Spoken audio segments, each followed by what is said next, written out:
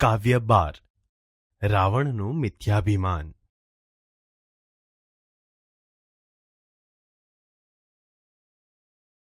બાળ દોસ્તો, હવે આપણે કવિના જીવન વિશે પરિચય મેળવીએ.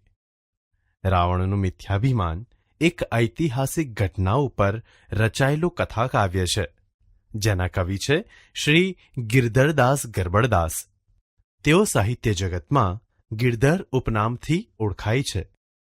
તેમનો જન્મ ઈસવીસન 1787માં વડોદરા જિલ્લાના માસર ગામમાં થયો હતો.